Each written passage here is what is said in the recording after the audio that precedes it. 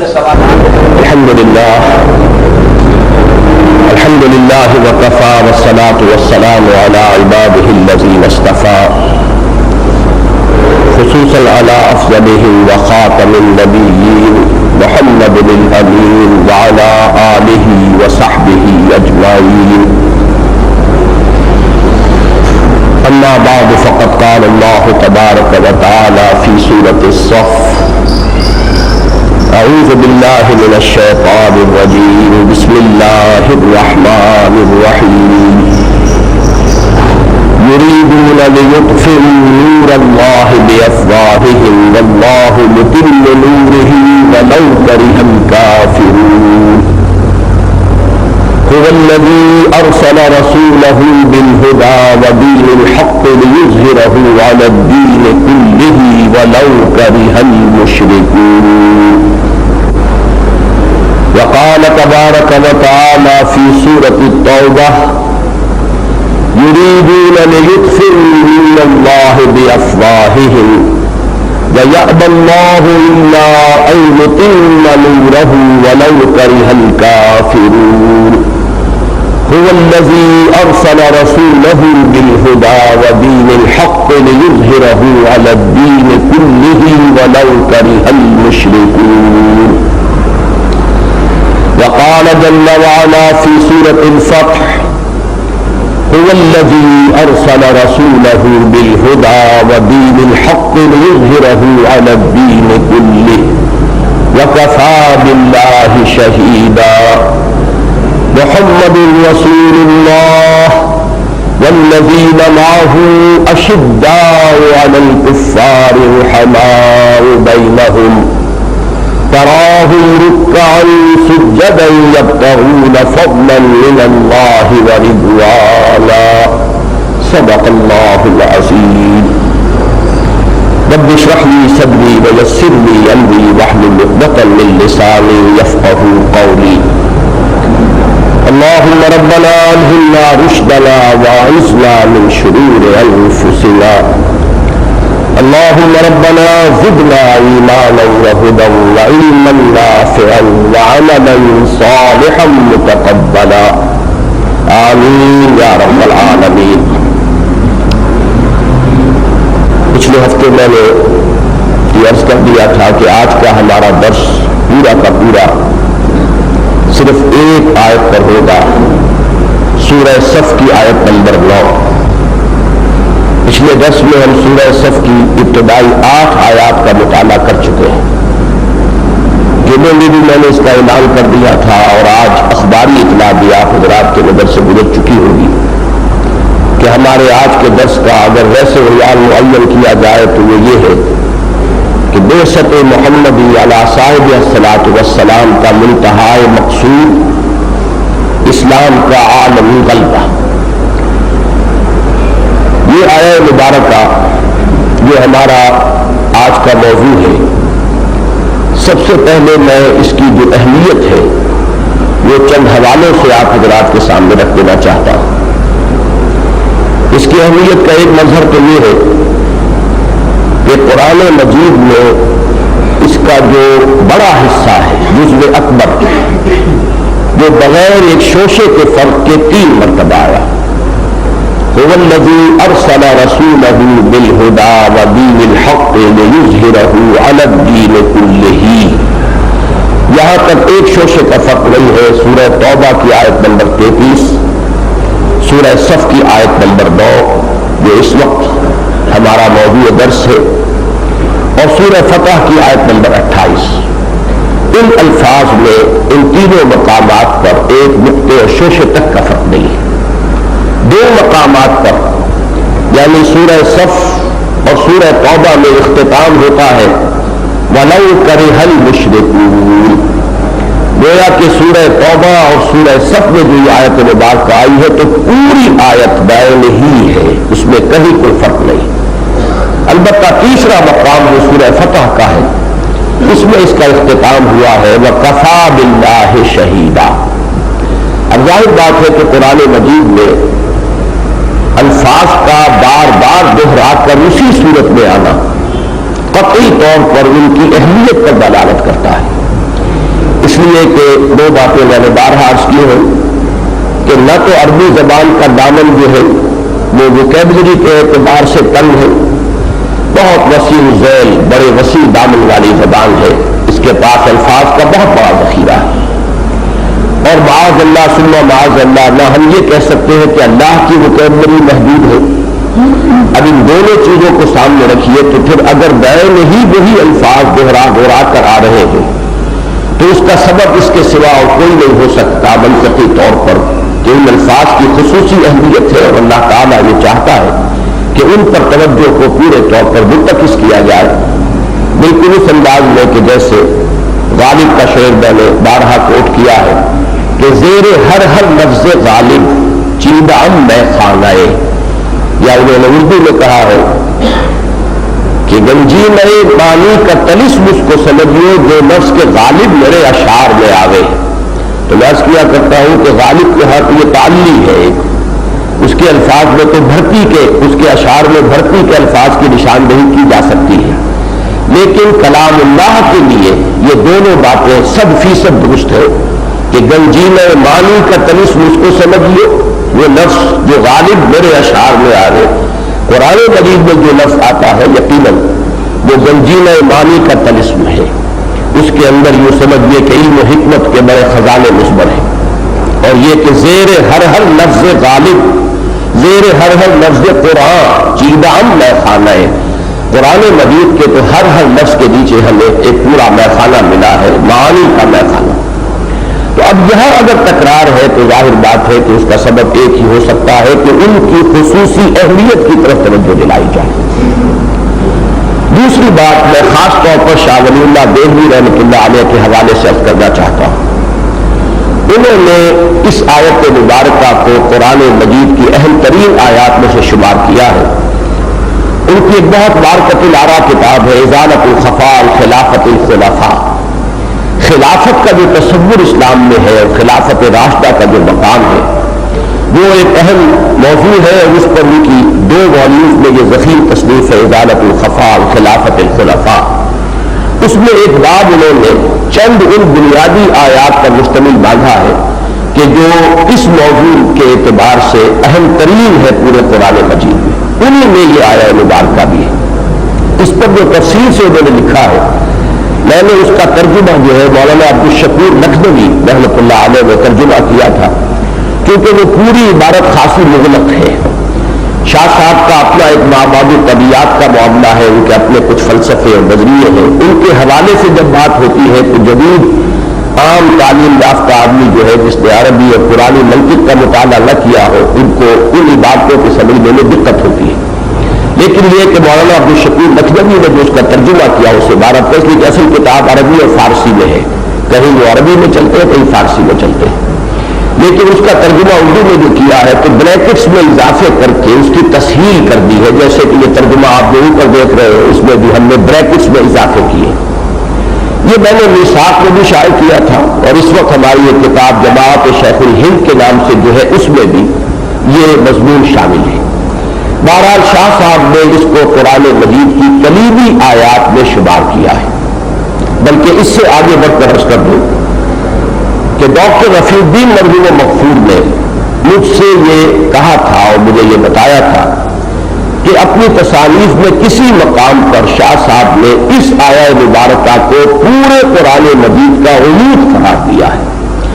چونکہ شاہ صاحب کی ساری تصانیف کا میں نے مطالعہ باستیاب نہیں کیا ہے، لہذا میرے سامنے تو نہیں ہے، نہ وہ مجھے اس وقت بتا سکے تھے، حوالہ دے سکے تھے کہ کس کتاب میں کس جگہ، لیکن یہ کہ بہرحال ڈاکٹر رفیع الدین مرحوم مغفور کو میں ایک سکہ راوی سمجھتا ہوں، اور انہی کے حوالے سے میں یہ بات آپ تک اس وقت منتقل کر رہا ہوں کہ شاہ صاحب نے اس آیہ مبارکہ کو پورے قرآن مجید کا عمود قرار دیا ہے۔ عمود کی اصطلاح پچھلے ہمارے درس میں آ گئی تھی۔ عمود جو ہے عماد اور عمود ستون کو کہتے ہیں، عماد الدین الصلاۃ و عماد الدین، عمود سیدھی کوئی شے، آپ جیومیٹری کے اندر عمود جو ہے پرپینڈیکولر اس کا لفظ استعمال ہوتا ہے، تو در حقیقت ہر سورہ مبارکہ کا ایک عمود ہوتا ہے، میں نے عرض کیا تھا مرکزی مضمون، جیسے ہار کی وہ ڈوری جس میں موتی پروئے گئے ہیں، ایسے ہی ہر سورہ مبارکہ کا ایک مرکزی مضمون ہوتا ہے اور تمام آیات جو ہے اس کی اس مرکزی مضمون کے ساتھ مربوط ہوتی ہے، وہ اس سورت کا عمود ہے۔ پھر میں نے عرض کیا تھا کہ یہ سورتیں جب جمع ہوتی ہیں، مکی اور مدنی صورتیں مل کر جب ایک گروپ کی شکل کا اختیار کرتی ہے تو ہر گروپ کا بھی ایک عمود ہے، ایک مرکزی مضمون ہے کہ جس کے ساتھ اس گروپ کی مکی اور مدنی صورتیں مربوط ہوگی۔ اب یہاں اگر یہ روایت صحیح ہے اور شاہ صاحب کی طرف اس قول کی نسبت درست ہے تو گویا کہ پورے قرآن مجید کا بھی ایک عمود قرار دیا ہے شاہ صاحب نے، اور وہ یہ الفاظ مبارکہ ہے هو الذی ارسل رسولہ بالہدی ودین الحق لیظہرہ علی الدین کلہ۔ یہ دو باتیں تو شاہ صاحب کے حوالے سے آپ کے علم میں ہوگا کہ مولانا عبید اللہ سندھی مرحوم اگرچہ آخری زندگی میں ان کے جو نظریات ہو گئے تھے ان کے بارے میں اختلاف رائے ہے اور اختلاف روایت بھی ہے۔ بعض حضرات نے ان کی طرف جو چیزیں منقول کی ہے وہ تمام مسلمانوں کے لیے بتمام و کمال قابل قبول نہیں ہے، لیکن کچھ حضرات نے نفی بھی کی ہے کہ ان کی جانب ان خیالات کی نسبت درست نہیں ہے۔ بہرحال ان کی زندگی کا آخری دور کچھ مختلف فی ہے، کنٹروورشیل ہے، لیکن ان کی زندگی کا ابتدائی دور سب کے نزدیک بہت متفق علیہ ہے کہ حضرت شیخ الہند رحمۃ اللہ علیہ کے وہ بہت معتمد علیہ ساتھی تھے اور انہی کے نمائندے بن کر وہ کابل گئے تھے کہ ایک طرف وہ جو ریشمی رومالوں کی تحریک تھی، آپ نے سنا ہوگا کہ اس کا ہندوستان کے اندر جو ہے آغاز کیا جائے ایک آزادی کی تحریک کا، اور کچھ ہمیں باہر سے مدد مل سکے، تو کابل سے افغانستان سے مدد لینے کے لیے حضرت شیخ الہند مولانا محمود حسن رحمۃ اللہ علیہ نے انہیں مبعوث کیا تھا۔ انہوں نے شاہ ولی اللہ دہلوی کے فلسفے کی شرح کی ہے، وہ شارح کی حیثیت سے مشہور ہے۔ انہوں نے اس آیہ مبارکہ کو ایک عالمی اسلامی انقلاب کا عنوان قرار دیا ہے۔ یہ نوٹ کر لیجیے، عالمی اسلامی انقلاب۔ میں اس کا خاص طور پر اس لیے حوالہ دے رہا ہوں کہ یہ نہ سمجھا جائے کہ یہ انقلاب کا لفظ ابھی استعمال ہم نے کرنا شروع کیا ہے۔ انقلاب کا لفظ کم سے کم اس صدی کے آغاز سے ہمارے جو بھی اکابر ہیں انہوں نے اس کا استعمال شروع کیا، تو مولانا عبید اللہ سندھی رحمۃ اللہ علیہ نے ان الفاظ مبارکہ کو عالمی اسلامی انقلاب کا عنوان قرار دیا ہے۔ اب اس کے بعد ایک بات وہ ہے کہ جو میں جسارت کر رہا ہوں عرض کرنے کی کہ یہ آیہ مبارکہ پورے قرآن مجید کے لیے بمنزلہ عمود ہے یا نہیں۔ اب یہ بات تو شاہ ولی اللہ دہلوی رحمۃ اللہ علیہ کے حوالے سے میں نے عرض کر دی، لیکن یہ کہ میرے نزدیک سیرت النبی علیہ صاحب الصلاۃ والسلام کے لیے یقیناً یہ کلید کی حیثیت رکھتی ہے۔ سیرت سمجھ میں نہیں آئے گی اگر یہ آیت سامنے نہ ہو۔ اس کو سمجھیں گے تو سیرت النبی صلی اللہ علیہ وسلم کا فہم حاصل ہوگا، ورنہ ہرگز حاصل نہیں ہوگا۔ سیرت کے واقعات ایک آدمی ازبر کر لے، یاد کر لے، سیرت کے تمام جو تفاصیل ہیں ان کے اوپر چاہے وہ ایک بڑی مفصل تصنیف بھی اس کی تعریف کر لے، یہ سب اپنی جگہ ہو، لیکن یہ ہے کہ سیرت کو نہیں سمجھ سکے گا جب تک کہ یہ آیہ مبارکہ سامنے نہ ہو۔ اس کی وجہ کیا ہے؟ اس کی وجہ یہ ہے کہ کسی بھی عظیم شخصیت کا جو کارنامہ حیات ہے اس کو ایسس کرنے کے لیے سب سے پہلے یہ سمجھنا ضروری ہے کہ ان کا مقصد کیا تھا، انہوں نے کس چیز کو اپنا ہدف قرار دیا تھا۔ ظاہر بات ہے کہ اسی کے حوالے سے آپ ایسس کر سکیں گے کہ وہ اچیو کر سکیں یا نہیں کر سکیں، اس مقصد تک اس کا حصول ہوا یا نہیں ہوا، یا وصول ہوا یا نہیں ہوا، وہاں تک پہنچے یا نہیں پہنچے۔ پھر یہ کہ اس مقصد ہی کے حوالے سے یہ بات سمجھ میں آئے گی کہ انہوں نے اس کے لیے کیا طریقہ کار اختیار کیا، اور یہ بات بھی بالکل بعد میں تعمل سمجھ میں آ جاتی ہے کہ کسی انسان کے مختلف افعال و اعمال کو جو چیز مرتب کر کے مربوط شکل دیتی ہے وہ مقصد ہے کہ جو اس کے سامنے ہے۔ اگر مقصد سامنے نہ ہو تو ہو سکتا ہے اس کے بعد افعال و اعمال کو آپ بیکار سمجھیں، آپ یہ سمجھیں کہ یہ نبی کرتے تو کیا تھا، اگر یہ کام ایسے نہ ہوتا یوں ہو جاتا تو کیا حرج تھا۔ لیکن اگر آپ کے سامنے ہدف ہو، مقصد ہو کہ اصل میں پہنچنا کہاں ہے، نصب العین کیا ہے، مقصود کیا ہے، ہدف کیا ہے، منزل کیا ہے، تو اس کے حوالے سے ہر چیز جو ہے وہ روشن ہوتی چلی جائے گی اور ہر چیز جو ہے بامانی نظر آئے گی۔ اس اعتبار سے میں ذرا حوالہ بھی دے دوں کہ جن حضرات کے سامنے حضور صلی اللہ علیہ وسلم کے مقصد بعثت کی حیثیت سے یہ آیت گئی ہے انہیں بڑی ٹھوکریں لگی ہیں۔ مستشرقین میں سے مثلا ٹوائنبی نے ایک بڑا مختصر سا مضمون لکھا تھا، لیکن اس کا ایک جملہ جو ہے بڑا چھوٹا سا جملہ ذہن میں بجھا ہوا ہے، وہ الفاظ میں نے کوٹ کیے ہیں، وہ جو مضمون یہاں پہ آپ کو مطبوع بھی آج تقسیم کیا گیا ہے۔ محمد failed as a prophet but succeeded as a statesman، کہ حضور صلی اللہ علیہ وسلم ایک نبی کی حیثیت سے تو ناکام ہو گئے، البتہ ایک سیاستدان اور مدبر اور حکمران کی حیثیت سے کامیاب ہو گئے۔ اسی چیز کو پھر مونٹگومری واٹ نے موضوع بنایا ہے، 2 والیومز میں اس نے سیرت پر کتاب لکھی۔ جیسے آج کل ہمارے ہاں ایک عیسائی مصنف کی کتاب جو ہے وہ اخباری خبروں کا موضوع بنی ہوئی ہے کہ یہ لوگ بڑے سٹل انداز میں بظاہر مدح کرتے ہیں، تعریف کرتے ہیں، لیکن کہیں نہ کہیں اس میں ایسا زہر لپٹا ہوا ہوتا ہے کہ جس سے بہت ہی جیسے کہ ڈنک مار دیا جائے وہ ساری تعریف جو ہے اس کی نفی ہو جاتی ہے۔ یہ لوگ تو در حقیقت ان کی کوئی حیثیت نہیں ہے، لیکن پروفیسر مونٹگومری واٹ ظاہر بات ہے کہ وہ پوری دنیا میں ایک سیلیبریٹڈ اسکالر ہے، اور یہاں تک کہ انہیں یہاں بھی چند سال پہلے بلایا گیا تھا، جو عالمی سیرت کانفرنسز ہوتی ہیں ہمارے یہاں سالانہ، ان میں وہ بدل کیے گئے۔ لیکن یہ کہ اس شخص نے بھی وہی زہر جو ہے ذرا اس کو ڈائلیوٹ کر کے اور بڑی وسعت کے ساتھ 2 والیومز میں سیرت جب لکھی تو عنوان یہ رکھے محمد at Mecca, Muhammad at Medina, گویا کہ اس کے بین السطور یہ بات واضح ہو جائے کہ یہ 2 محمد ہے۔ ایک محمد مکے میں نظر آتے ہیں، وہ ہے داعی، مبلغ، مربی، مزکی، جو بھی جن کو آپ عام طور پر کہتے ہیں the prophets of the Old Testament, چونکہ عیسائی بھی ظاہر بات ہے کہ تمام انبیاء کو مانتے ہیں کہ جن کا ذکر عہد نامہ قدیم میں ہے۔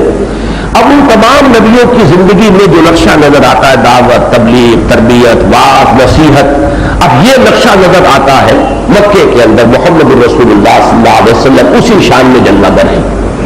لیکن جو نقشہ مدینے میں نظر آتا ہے، آپ سپہ سالار بھی ہے، آپ ایک جو بھی چھوٹی سی ریاست بنی تھی مدینے کی سٹی اسٹیٹ، شہری ریاست، اس کے آپ سربراہ ہو، آپ ہی قاضی القضات ہو، مقدمات آپ سماعت فرما رہے، فیصلے کر رہے ہو، میدان بدر ہو، دامن احد ہو، سپہ سالار آپ ہیں، تو یہاں انہیں نظر آتا ہے کہ یہ نقشہ عام رسولوں والا نہیں ہے، نبیوں والا نہیں ہے۔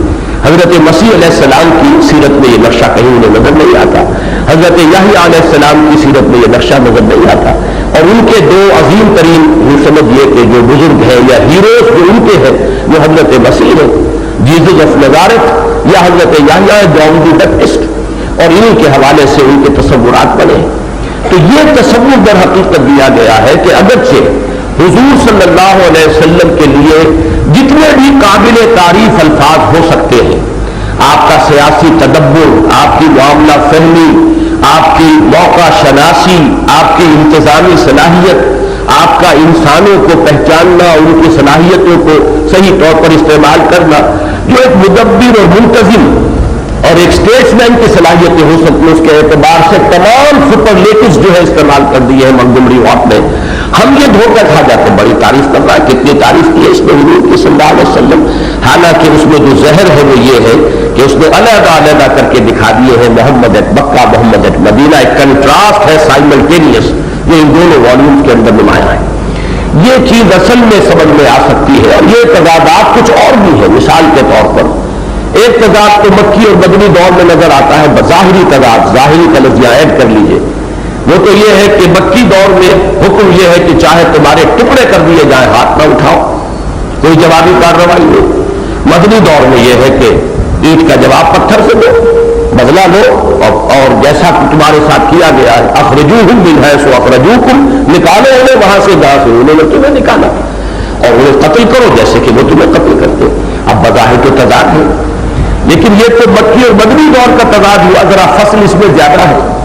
اس کے علاوہ ایک طرح جو تضاد نظر آتا ہے، ظاہری تضاد، وہ یہ ہے کہ سن 6 میں صلح حدیبیہ کے وقت حضور بظاہر بہت ہی گر کر صلح کر رہے ہیں، ایسے معلوم ہوتا ہے جیسے قریش جو ہے وہ چھائے ہوئے ہیں اور وہ ڈکٹیٹ کر رہے ہیں ٹرمز جو چاہتے ہیں، ویری ان ایکول ٹرمز ہے کہ جن پر مصالحت ہو رہی ہے۔ یہی وجہ ہے کہ صحابہ کرام تمام کے تمام سخت مضطرب ہے، سوائے حضرت ابو بکر رضی اللہ تعالیٰ عنہ کی شان کو یہ نظر آتی ہے کہ وہ اضطراب نہیں ہے، لیکن یہ کہ باقی سب مضطرب ہے کہ یہ کیا ہو رہا ہے، کیوں ہو رہا ہے۔ لیکن 2 سال بعد جب قریش کی طرف سے وہ صلح ٹوٹ گئی تو پھر اب قریش کا سردار چل کر مدینے آیا ہے تجدید صلح کے لیے۔ ابو سفیان رضی اللہ تعالیٰ عنہ بعد میں ایمان لے آئے، صحابی ہے، اس وقت تک وہ ایمان نہیں لائے تھے اور وہ قریش کے سردار ہیں۔ وہ آئے ہیں مدینے، سفارشیں کروا رہے ہیں، حضرت علی سے مل رہے ہیں اور بعض صحابہ سے مل رہے ہیں، اپنی جو دختر نیک اختر ہے حضرت ام حبیبہ جو حضور کے گھر میں ہے، زوجہ محترمہ ہے، ان کے پاس حاضر ہوتے ہیں، اسی طرح ان سے میں جو ہے سفارش کرا سکوں، لیکن حضور صلح کرنے کے لیے تیار نہیں، تجدید صلح پر آمادہ نہیں۔ حضور رخ کھول لیتے، بات سنتے رہے۔ یہ تضاد ہے بظاہر، یہ سارے تضادات ریزالو ہوتے ہیں اگر یہ بات سمجھ میں آ جائے کہ ایک ہدف ہے معین، جانا ادھر ہے۔ ہر مرحلے پر اس ہدف کے اعتبار سے طے ہوگا کہ اس وقت کیا کرنا ہے، کیا نہیں کرنا۔ کبھی اگر دبنا ہے بظاہر تو اس ہدف کے لیے دبنا ہے، اور کبھی نہیں دبنا ہے تو اس ہدف کے پیش نظر دبنا ہے، نہیں دبنا ہے۔ یہ ساری چیزیں جو ہے یہ ظاہری تضادات ریزالو ہوں گے تو اس سے ہوں گے۔ بہرحال یہ میں نے کچھ وضاحت کی ہے اپنی اس رائے کی کہ میرے نزدیک سیرت النبی علی صاحب الصلاۃ والسلام کا فہم موقوف ہے اس آیہ مبارکہ کے سمجھنے پر۔ اگر یہ آپ سمجھ لیں گے تو پوری سیرت سمجھ میں آئے گی ایک مربوط حقیقت کی حیثیت سے، اور اگر نہیں تو آپ کو تضادات بھی نظر آئیں گے۔ چاہے آپ اپنے دل کی تسکین کے لیے کوئی تسلی دینے کے لیے کوئی اس کی تعبیر کر لیں، لیکن واقعہ یہ ہے کہ اس کی صحیح تعبیر جو ہے اس آیہ مبارکہ کے صحیح فہم کے بغیر ممکن نہیں۔ اب چونکہ آج ہمارا یہ درس جو ہے یہ ایک بالکل علیحدہ نوعیت کا ہے، تو اسی لیے ایک تو یہ کہ یہ آیہ مبارکہ بڑے جلی الفاظ میں ہم نے اوپر لکھوا دی ہے تاکہ آپ کے سامنے نہ بھی ہو تو ہر وقت آپ ریفر کر سکیں، اور یہ تو میں سمجھتا ہوں کہ جو آخری دیوار کے پاس جو لوگ بیٹھے ہوئے ہیں وہ بھی دیکھ سکتے ہیں کہ یہ آیہ مبارکہ ان کے لیے پڑھنے کے میں کوئی دقت نہیں ہوگی۔ اس کے علاوہ میں نے ایک مضمون بھی اس وقت آپ حضرات کے سامنے پیش کر دیا ہے، اس لیے کہ میں اس کے کچھ ریفرنسز دوں گا تاکہ آج جو بات تفصیل سے زیر بحث آئے ایسا نہ ہو کہ وہ صرف حافظے میں رہے اور پھر آپ کے حافظے سے نکل جائے، بلکہ یہ ہے کہ آپ ان الفاظ کے حوالے جو ہے اس مضمون میں دیکھ لیں تاکہ یہ آپ کے پاس ایک مستقل شے رہے، پھر جا کر بھی آپ ریفر کر سکیں اور ان چیزوں کے بارے میں غور کر سکیں۔ تیسرے یہ کہ آج کا ہمارا یہ درس جو ہے وہ ہماری عام روش سے ذرا ہٹ کر ہوگا کہ اس میں جو کلاس روم ٹیچنگ کا ایک انداز ہوتا ہے وہ میں اختیار کرنے کی کوشش کروں گا، بلیک بورڈ بھی یوز کروں گا۔ اب ظاہر بات ہے بلیک بورڈ تک جو دور بیٹھے ہوئے ساتھی ہیں شرکائے درس شاید وہ تو نہ دیکھ سکے، لیکن قریب کے حضرات کے لیے سہولت ہو جائے گی، اور چونکہ ہم ان دروس کے اب یہ ویڈیوز تیار کر رہے ہیں تو یقیناً اس سے جہاں جہاں بھی یہ ویڈیو جائے گا انہیں یقیناً اس سے مدد ملے گی کہ اس آیہ مبارکہ کو وہ پوری گہرائی میں اتر کر سمجھنے کی کوشش کریں۔ یہ آیہ مبارکہ میں تلاوت کر چکا ہوں اور میں نے اسی لیے ان تینوں مقامات کی تلاوت کر دی۔ سورہ توبہ میں 2 آیات، سورہ صف کی 2 آیات، اور یہ بھی نوٹ کر لیجئے کہ سورہ توبہ اور سورہ صف میں جہاں یہ مشابہت تامہ ہے کہ پوری آیت جو کہ انہی الفاظ میں آئی ہے هو الذی ارسل رسولہ بالہدی ودین الحق لیظہرہ علی الدین کلہ ولو کرہ المشرکون، اس کے ساتھ ساتھ دونوں مقامات پر جو اس سے پہلے آیت ہے وہ بھی ایک ہی مضمون ہے اگرچہ لفظی تھوڑا سا فرق ہے۔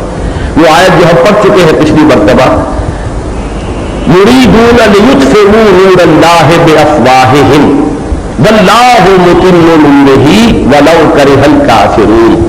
یہ 3 حصے ہیں اس آیت کے، تو پہلا اور آخری حصہ بائیں نہیں آیا ہے سورہ توبہ میں بھی، یریدون لیطفئوا نور، یریدون ان یطفئوا نور اللہ بافواہہم، تھوڑا سا فرق ہے، لام کی بجائے ان آیا ہے، یریدون ان یطفئوا نور اللہ بافواہہم، اور اس کے بعد وَيَأْبَى اللَّهُ إِلَّا يُتِمَّ نُورَهُ، اور اللہ کو بالکل پسند نہیں ہے، قطعاً قبول نہیں ہے مگر یہ کہ وہ پورا کر کے رہے گا اپنے نور کو۔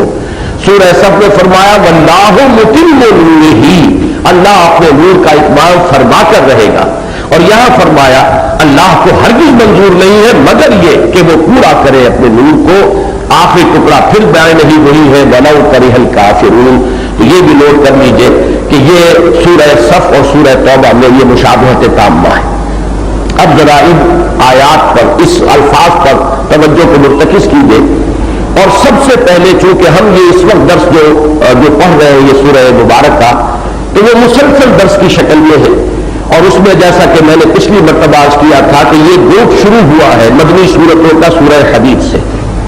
जो 8 आयतें हम पढ़ चुके हैं उनका भी मैंने हवाला दिया था सूरह हदीद की आयात के साथ, कि यहां जो हमने पढ़ा या अय्युहल्लज़ीना आमनू लिमा तक़ूलूना मा ला तफ़अलून, वो बात वहां आ चुकी है।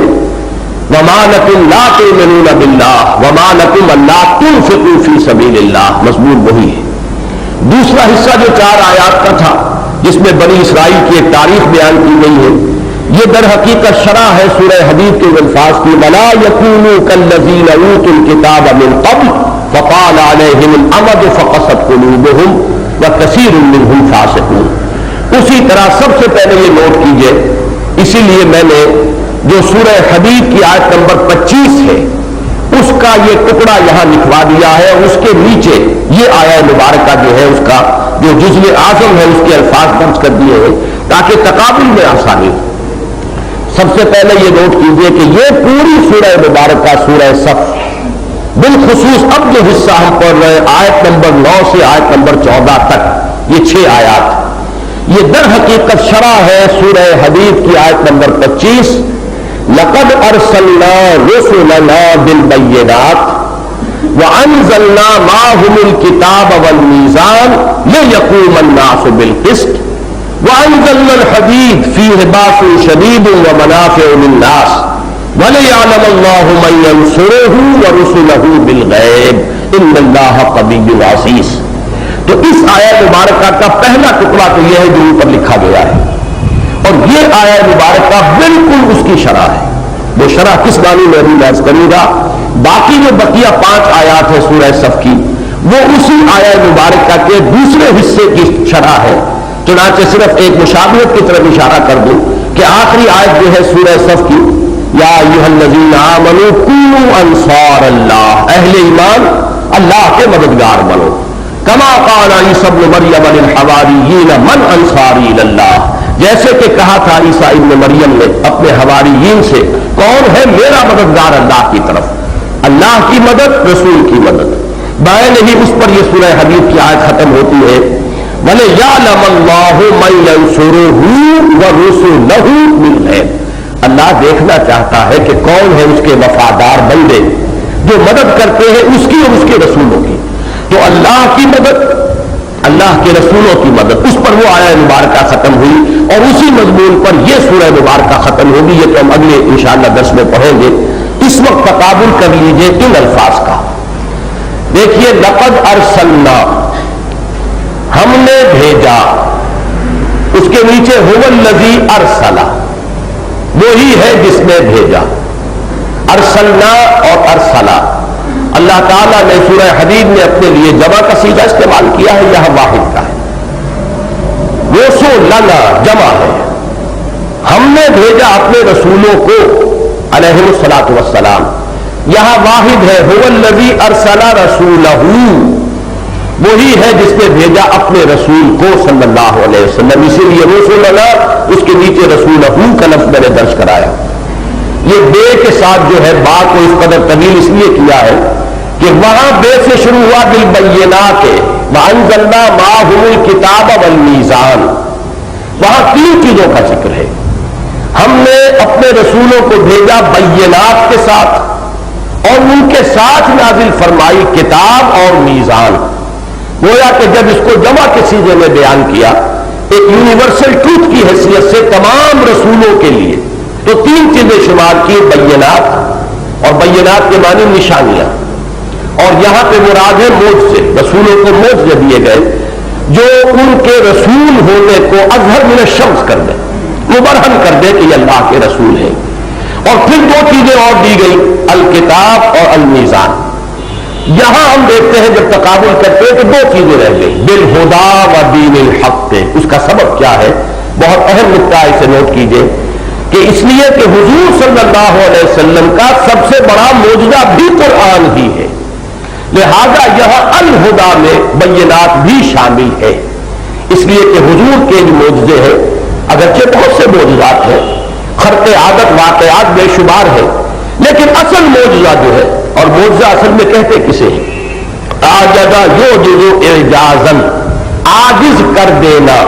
معجزہ کے معنی ہے وہ شے جو عاجز کر دے، جس کے لیے چیلنج کیا گیا ہو کہ آؤ مقابلہ کر لو، جیسے حضرت موسیٰ علیہ السلام کا معجزہ جو تھا عصا، اس کا مقابلہ ہوا اور جادوگروں نے منہ کی کھائی۔ اسی طریقے سے قرآن مجید حضور کے جس معجزے کو چیلنج کی صورت میں پیش کرتا ہے وہ قرآن مجید ہے۔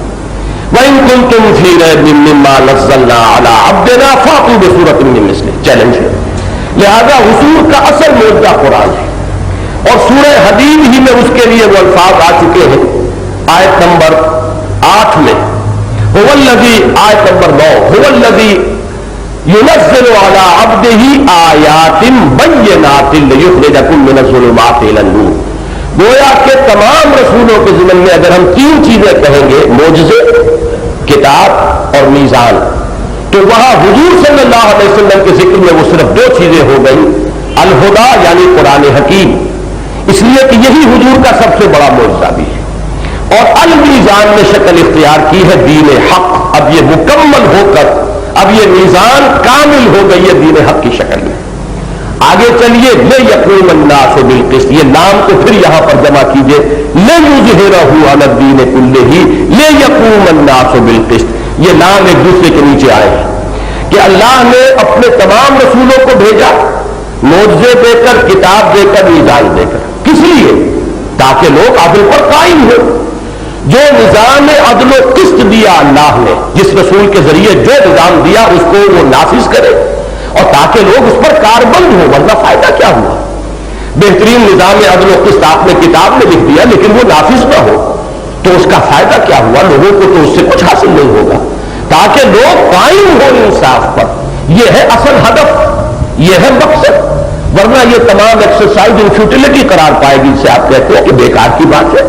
کتاب بھی نازل ہو گئی، شریعت بھی آ گئی، حقوق بھی معین ہو گئے، ہر ایک شخص کا حق طے کر دیا گیا، ہر شخص کے فرائض معین ہو گئے، لیکن جب تک لوگ اس پر کاربند نہ ہو، اس کے خیر کا، اس کی برکات کا ضرور تو نہیں ہو سکتا۔ تو لِیَقُومَ النَّاسُ بِالْقِسْطِ، بین ہی اس کی جگہ آیا لِیُظْہِرَهُ عَلَى الدِّینِ كُلِّهِ، یہ ہدف ہے اب محمد رسول اللہ صلی اللہ علیہ وسلم کے بعثت کا، تاکہ اسے غالب کر دے کل کے کل دین پر۔ مجھے اس پر تو ابھی شرح کرنی ہے تفصیل کے ساتھ، جو ترجمہ میں کر رہا ہوں اس کی دلیل کیا ہے، ایک ایک لفظ کی ہمیں جو لغوی اصل ہے اس پر غور کر کے ان باتوں کو سمجھنا ہے، لیکن بحیثیت مجموعی جو ترجمہ ہے وہ اوپر نوٹ کر لیجیے، وہی ہے اللہ۔ اب یہاں نوٹ کیجیے کہ وہی ہے اللہ، ہوا کی ضمیر اللہ کی طرف کیوں راجع ہو گئی؟ اس لیے کہ اس سے متصل قبل جو آیت ہے اس میں اللہ کا ذکر ہے جلی انداز میں، واللہ متم نورہ ولو کرہ الکافرون، اللہ اپنے نور کا اتمام فرما کر رہے گا، ہاں یہ کافروں کو کتنا ہی ناپسند ہو۔ هو الذی، اب یہاں ہوا کا لفظ جو ہے وہ جڑ گیا ہے آیت سابقہ کے ساتھ، وہی ہے، اسی لیے ہم نے بریکٹ میں لکھا وہی ہے اللہ۔ ارسل رسولہ، جس نے بھیجا اپنے رسول کو، مراد کیا ہے؟ محمد صلی اللہ علیہ وسلم، یہ ہم نے بریکٹ میں کر دیا۔ الہدا یعنی قرآن حکیم، اور دین حق یعنی اسلام، ان الدین عند اللہ الاسلام کے ساتھ، تاکہ غالب کر دے اس کو کل کے کل دین پر۔ اور آخری ٹکڑا ہے ولو کرہ المشرکون، خواہ یہ مشرکوں کو کتنا ہی ناگوار۔ اب اس میں ایک ایک لفظ کو لیجئے، جیسا کہ میں نے عرض کیا، ہوا کا معین ہو گیا مفہوم اللہ، وہی ہے اللہ۔ ارسل رسولہ، یہ الفاظ عام ہے، ہر مسلمان رسول کے لفظ کو بولتا ہے، جانتا ہے۔ ارسلہ یرسلو کے معنی ہے بھیجنا، پیغام دینا، پیغام پہنچانا، اور اس سے جو لفظ بنتا ہے مفعول وہ تو ہے مرسل، مرسل وہ ہے جسے بھیجا گیا۔ قرآن مجید میں یہ لفظ بھی آیا ہے، بہت سے حضرات کو آیات یاد ہوں گی، فَلَنَسْأَلَنَّ الَّذِينَ أُرْسِلَ إِلَيْهِمْ وَلَنَسْأَلَنَّ الْمُرْسَلِينَ، مرسلین یہ جمع کا لفظ آیا، مرسلون یعنی وہ کہ جو بھیجے گئے. ہم پوچھ کر رہیں گے ان سے بھی جن کی طرف ہم نے رسولوں کو بھیجا، اور ہم پوچھ کر رہیں گے رسولوں سے. یہی بات فرمائی گئی ہے سورہ کہف میں، وَمَا نُرْسِلُ الْمُرْسَلِينَ إِلَّا مُبَشِّرِينَ وَمُنذِرِينَ. ہم نہیں بھیجتے رہے اپنے رسولوں کو مگر مبشر اور نذیر بنا کر. تو معلوم ہوا کہ ایک تو لفظ کی شکل ہے مرسل یا مرسلین یا مرسلین، دوسری شکل جو زیادہ عام ہے وہ ہے رسول. رسول فعول کے بدل پر ہے اور اس میں ایک مبالغے کا انداز پیدا ہو جاتا ہے. مرسل تو کوئی بھی شخص ہے جو پیغام دے کر بھیج دیا گیا، لیکن رسول کے لفظ میں یہ بات واضح ہوتی ہے کہ ان کا کام ہی پیغام پہنچانا ہے. وہ کوئی جزوی پیغام رساں نہیں ہے، بلکہ تو ان کی تو زندگی کا مقصد، ان کی تمام توانائیوں کا ہدف جو ہے وہ پہنچانا ہے اللہ کی طرف سے پیغام. گویا کہ وہ ان کی زندگی کی نمایاں ترین شے بن جاتی ہے. هو الذی ارسل رسولہ، وہی ہے اللہ جس نے بھیجا اپنے رسول کو صلی اللہ علیہ وسلم. یہاں ذرا ایک بات جو میں عرض کرنے لگا ہوں اس میں تمہیداً عرض کر دوں کہ وہ ذوقی شے ہے، ذوقی بات ہے، اس کو کوئی منطقی دلیل نہ سمجھیے، لیکن ایک ذوق بھی بہرحال ایک شے ہے. جس طریقے سے علامہ اقبال کا وہ شعر ہے، عبد دیگر عبدہو چیزیں دیگر، ما سراپا انتظار منتظر. عبد اور ہے، عبدہو اور ہے. ہم بھی عبد ہیں، اللہ کے بندے ہیں، لیکن عبدہو محمد الرسول اللہ صلی اللہ علیہ وسلم وہ کسی اور معنی میں عبد تھے، چیزیں دیگر. ان کا رتبہ، ان کا مقام ما سراپا انتظار. ہم تو ہر وقت انتظار میں رہتے ہیں کہ کبھی اللہ تعالیٰ کی طرف سے کوئی تجلی ہمیں بھی نصیب ہو جائے. بڑا پیارا جملہ ہے ابن سینا کا، بڑا پیارا جملہ ہے کہ اگر تم یہ چاہتے ہو کہ تمہیں بھی اللہ تعالیٰ کی تجلیات میں سے کبھی کوئی حصہ مل جائے، فجاہد فی خلواتک، تو اپنی خلوتوں میں مجاہدہ کرنا پڑے گا، ریاضت کرنا ہوگا، اپنے دل کو صاف کرنا ہوگا کہ آئینہ قلب جو ہے اس میں انعکاس ہو سکے تجلیات ربانی کا. فجاہد فی خلواتک فلعل شعشعۃ تلمع لک، ہو سکتا ہے کہ نصیب جو ہے وہ یاوری کرے اور کبھی کوئی شعاع جو ہے چمک اٹھے اور تمہیں بھی تجلیات ربانیہ سے کوئی حصہ مل جائے. تو گویا کہ ہم تو منتظر رہتے ہیں کہ اللہ کی کسی تجلی کا کوئی انعکاس ہم پر بھی ہو. ما سراپا انتظار، منتظر، ان کا انتظار ہو رہا تھا شب معراج میں، ان کا استقبال ہو رہا تھا، ان کے لیے فرشتے بھی چشم براہ تھے. تو یہ ہے فرق عبد اور عبدہو کا. اس لیے کہ ہم عبد ہیں، اگرچہ کہنے میں ہم عبداللہ ہیں لیکن ہم اپنی خواہشات کے بھی غلام ہیں. ہم کتنی ہی مرتبہ اللہ کے حکم کو پس پش ڈال کر اپنی خواہش کو مقدم کر لیتے ہیں.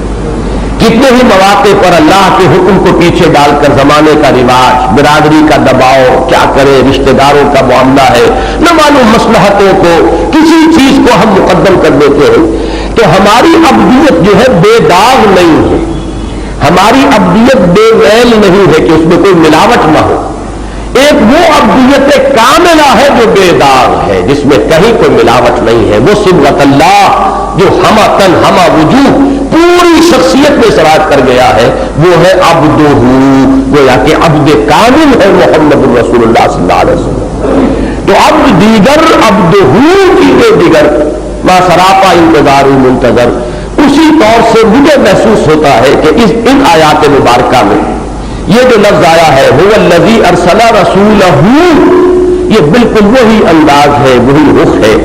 اور میں نے جب اس کی تحقیق کی، اگرچہ رسولنا اب اللہ تعالیٰ نے اپنی طرف جمع کے سیغے میں رسولوں کو منسوب کیا ہے، نسبت دی ہے اپنی ذات کی طرف ہمارے رسول، لیکن عجیب بات ہے، یہ بھی میں اس کو ایک حسن اتفاق کہوں گا. اگرچہ قرآن مجید کے بارے میں یہ لفظ اتفاق درست نہیں ہے، جو شے ہے وہ الحق ہے اور وہ آئی ہے تو قطعی ہے اور یقینی ہے. میں حیران ہوا، معجم المفہرس کا میں نے جائزہ لیا کہ رسول ہوں یا رسول یا رسول ہی، یہ لفظ پورے قرآن میں سوائے محمد رسول اللہ کے اور کسی کے لیے نہیں آیا صلی اللہ علیہ وسلم. اب یہ اتفاق تو نہیں ہو سکتا لیکن یہ کہ میں اسے کوئی منطقی دلیل بھی یعنی قرار نہیں دے رہا ہوں، ایک ذوقی بات ہے. لیکن ایک لفظ میں یہاں پہ اضافہ کرنا چاہتا ہوں کہ رسولہ جیسے عبدہ، عبد دیگر عبدہ کی دیگر، اس میں لفظ کا اضافہ کیا، عبد کامل ہے محمد الرسول اللہ صلی اللہ علیہ وسلم. اسی طریقے سے رسول کامل ہے محمد الرسول اللہ صلی اللہ علیہ وسلم. گویا کہ لفظ رسالت کا مصداق کامل، مصداق تام اگر آپ کو خارج میں تلاش کرنا ہوگا، مصداق کامل تو وہ ہے محمد الرسول اللہ صلی اللہ علیہ وسلم. اگرچہ ایک اصول منطق میں آتا ہے کہ ہر جگہ پر جس کو کہتے ہیں مفہوم مخالف جو ہے اس کو سامنے نہیں لانا چاہیے. کہیں یہ ذہن میں ایک وسوسہ پیدا ہو جائے کہ کیا اس کے معنی یہ کہ بقیہ رسول ناقص تھے، معاذ اللہ. کبھی بھی یہ کیونکہ اصول ہے کہ یہ مفہوم مخالف ہے، ادھر بالکل آپ کا ذہن نہیں جانا چاہیے. لیکن اس میں کوئی شک نہیں کہ رسالت کاملہ کا مصداق کامل محمد الرسول اللہ صلی اللہ علیہ وسلم. یہی وجہ ہے کہ اب یہ بڑی پرانی بات ہو گئی، 7-8 سال پرانی بات ہوگی اندازاً. ٹیلی ویژن پر ایک مرتبہ ربیع الاول کے مہینے میں 12 تقاریر میری ہوئی تھی، تو اس کا عنوان ہی میں نے خود اختیار کیا تھا. جیسے کہ وہ جو درس قرآن کا سلسلہ تھا ٹیلی ویژن کا، تو الہدا اس کے لیے یہ عنوان میرا اپنا اختیار کردہ تھا. اسی طرح ان 12 تقاریر کے لیے رسول کامل یہ لفظ میں نے اختیار کیا تھا. 12 تقاریر کی رسول کامل کے عنوان سے، اور ابھی اسی عنوان سے تباہ شدہ کتابی شکل میں وہ موجود ہے. تو یہ میں نے ذوقی بات کہی ہے، هو الذی ارسل رسولہ، وہی ہے اللہ جس نے بھیجا اپنے رسول کو صلی اللہ علیہ وسلم، یا اپنے رسول کامل کو کہ جو رسالت کا مصداق کامل و اتم ہے صلی اللہ علیہ وسلم. اب آگے لفظ آیا، 2 چیزیں دے کر بھیجا. یہ حرف با جو ہے یہ سمجھیے کہ بریکٹ میں ہے آگے، بالہدا ودین الحق، نون کے نیچے زیر اسی لیے آ رہا ہے کہ با کا اثر وہاں تک جا رہا ہے. بالہدا وبالدین الحق، بھیجا ہے اللہ نے اپنے رسول کو 2 چیزیں دے کر، ایک الہدا اور ایک دین الحق. الہدا سے مراد کیا ہے؟ اب جو کتاب آپ کو تقسیم ہوا ہے ذرا اس کا صفحہ نکال لیجئے، دوسرا ہی صفحہ ہے یہ. میں نے یہاں 5 حوالے دیے ہیں یہ معین کرنے کے لیے کہ اگرچہ اس کا ترجمہ کیا جائے گا ہدایت کے ساتھ، لیکن یہ ہے کہ اس ہدایت سے مراد کیا ہے. جو ہم نے بریکٹ میں یہاں اضافہ کیا یہاں مراد ہے قرآن حکیم. اس کے حوالے کیا ہے نوٹ کیجئے. ہدی للمتقین قرآن مجید ہے، سورہ بقرہ کی یہ بالکل ابتدا میں الفاظ آئے ہیں. ہدی للناس، یہ جب رمضان مبارک کا روزوں کا ذکر آیا ہے، شہر رمضان الذی انزل فیہ القرآن ہدی للناس وبینات من الہدی والفرقان. آگے چلیے، وَلَٰكِن جَعَلْنَاهُ نُورًا نَهْدِي بِهِ مَن نَّشَاءُ مِنْ عِبَادِنَا، یہ سورہ شورى کی آیت ہے. إِنَّ هَٰذَا الْقُرْآنَ يَهْدِي لِلَّتِي هِیَ أَقْوَمُ، یہ سورہ بنی اسرائیل کی آیت ہے. إِنَّا سَمِعْنَا قُرْآنًا عَجَبًا يَهْدِي إِلَى الرُّشْدِ، یہ سورہ جن کی آیت ہے. تو ہدایت بشکل فعل جب آ رہا ہے قرآن مجید کی طرف، اور ہدی للناس ہدی للمتقین یہ ہے قرآن حکیم، اس میں تو کسی اشتباہ کی گنجائش نہیں. اب یہاں پر یہ ہدن پر الف لام لگ گیا ہے. یہ ہے اصل میں بات جو سمجھنے کی ہے کہ اس سے فرق کیا باتیں ہوتا ہے. عربی زبان کا یہ قاعدہ جو ہے اکثر حضرات کے علم میں ہوگا کہ یہ ہے نکرہ، یہ کامن ناؤن ہے ہدایت، اور قرآن مجید میں آیا ہے تورات کے لیے بھی فیہا ھدی و نور، تورات میں بھی ہدایت بھی تھی، نور بھی تھا. انجیل کے بارے میں آیا فیہ ھدی و نور، اس میں ہدایت بھی تھی اور نور بھی تھا. لیکن اب یہاں قرآن کے لیے لفظ جو آیا ہے الف لام کے اضافے کے ساتھ، الہدا، اور عربی زبان میں یہ مفہوم بالکل وہ ہو جاتا ہے جیسے اے مین، اس کا جو انگریزی میں مفہوم ہے، اور دی مین، اس کے درمیان جو فرق ہے زمین و آسمان کا ہے. اے مین کوئی بھی انسان، اور دی مین اب معین ہو گیا.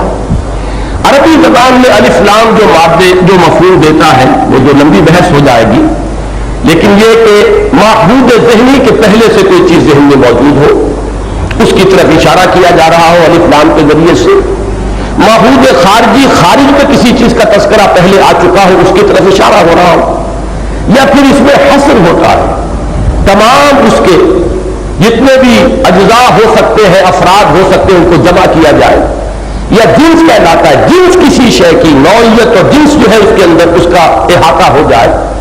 یہاں پر جو مفہوم میں لیتا ہوں وہ یہ ہے کہ ہدایت کاملہ، یہ ہدایت ہے کہ جو وحی کے ذریعے سے تمام انبیاء کرام پر آتی چلی گئی۔ تورات میں ہدایت تھی، انجیل میں ہدایت تھی، موسیٰ ہدایت لے کر آئے، نوح علیہ السلام ہدایت لے کر آئے، یہ ہدایت ہے، لیکن یہ ہدایت اب کامل ہو گئی ہے الہدیٰ میں، قرآن حکیم میں۔ علامہ اقبال کا وہ شعر، جیسا کہ میں نے پچھلے سبق میں بھی کچھ اشعار نوٹ کرائے تھے، کچھ فارسی کے بھی کچھ اردو کے بھی، یہاں نوٹ کیجئے، بڑا پیارا ہے یہ ان کا شعر۔ نو انسارا پیام آخرین حامل رحمت للعالمین۔ اب یہ آخری پیغام ہے اور آخری کے ساتھ کامل کا لفظ یاد کیجئے، اب اس میں آ کر وہ ہدایت خداوندی کامل ہو گئی۔ اس میں بھی میں نے اس کتاب کے اندر بحث کی ہے، وہ پڑھ لیجئے گا، لیکن میں وہ تو ذرا آگے جا کر اس مضمون میں آئے گا، لیکن میں یہیں پر وضاحت کر دینا چاہتا ہوں کہ در حقیقت وہ جو مفہوم مخالف ذہن میں آئے گا کہ کیا تورات کی ہدایت ناقص تھی، کیا انجیل کی ہدایت ناقص تھی، اس مفہوم کو تو ذہن سے نکال دیجئے۔ البتہ ایک اعتبار سے یہ بات درست ہے، اور وہ اعتبار کیا ہے اسے سمجھ لیجئے۔ نو انسانی کا ذہن اور فکر کے اعتبار سے ارتقا ہوا ہے۔ ہمیشہ سے انسان اپنے فکر اور شعور کے اعتبار سے اس سطح پر نہیں تھا جس سطح پر آج ہے۔ جیسے کہ ایک فرد کا عہد طفولیت ہے، بچپن ہے، پھر وہ جوان ہوتا ہے، پھر پختگی کو پہنچتا ہے۔ ایک پختگی جسمانی ہوتی ہے، وہ 18-20 برس کا نوجوان جو ہے اب جسمانی اعتبار سے مکمل ہے، اپنی پختگی کو پہنچ گیا ہے۔